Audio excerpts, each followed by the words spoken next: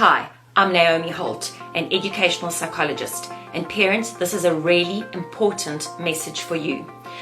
This is a message about how to best prepare your child to transition back to school in terms of looking at both their emotional functioning and practically the things that are going to change. School is going to be completely different, and it's up to you as parent, the person who they have felt safest with over this pandemic, to communicate these things honestly and age appropriately. It is not up to the teachers. And if you also leave it until they're back at school to explain these things, you're actually doing your child a disservice in terms of their preparation. The first and most important thing we have to talk about is the wearing of masks.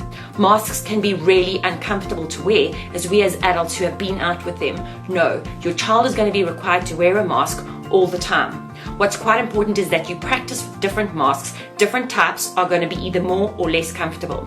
We know that if a mask is not comfortable, a child, any of us, will be pulling at it all the time and touching our faces, which is going to defeat the object. Please practice with masks on, practice with different types of masks on, so that your child can get used to it. If they're not able to get used to it on and they keep pulling it while you're practicing at home, instead of shouting at them from your own fear perspective, rather use a code word or a code sound, because otherwise they're going to have a negative association with masks and with going back to school wearing a mask. The other important thing to remind them of is to wash their hands frequently and for at least 20 seconds. Remember, these are things that we think our kids know. It's critical that we sit them down and re-explain them to them. At break time, things are not going to be the same. There will be no rough and tumbling. There will be no walking or running next to each other. In fact, for many schools, there will be a distance, a specific distance where kids are required to sit. There will be areas where they have to be. There will be strict marshalling. So school, to the large part, may even feel like it's quite militant. You need to prepare your child. The class structure is going to change. For some schools, there will be bubble groups, so they may not have their class teacher. They may be in a separate class with a different teacher with a smaller amount of children. For other classes, they may have the same teacher, but their desks will be very far apart. There will be no hugs, no high fives, no close interaction. They will be required to walk far apart, to sit far apart at all times. Discuss this with your children, because the very nature of human interaction is often physical. Playground equipment won't be able to be played on anymore. Things like books won't be able to be read. Toys won't be able to be used. Cultural and sporting activities are going to change. There will be no sporting activities. And if there are cultural activities, they will be very limited and very different. There will be no choir. There will be no IT for the interim. You need to tell your kids these things.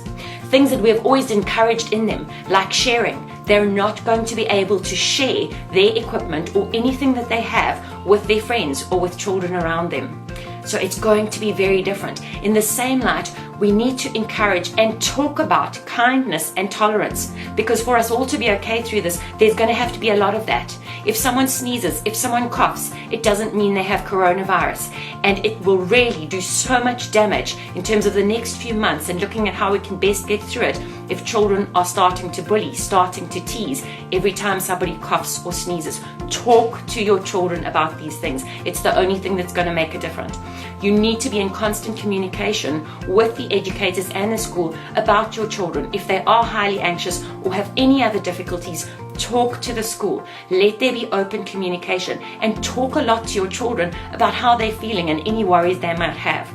This is new for everyone. We need to consider the tremendous challenges that educators are facing, having to teach online, having to come into classes, and having to support their own families at home.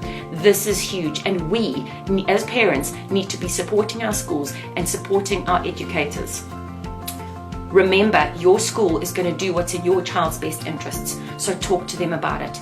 Parents, your response and preparation in this regard determines how your child is going to cope with the transition and long-term, their emotional well-being. So please, I urge you, sit down with your child and discuss these things with them. Do not presume that they already know them. We're in this together, one step at a time. Thank you. Goodbye.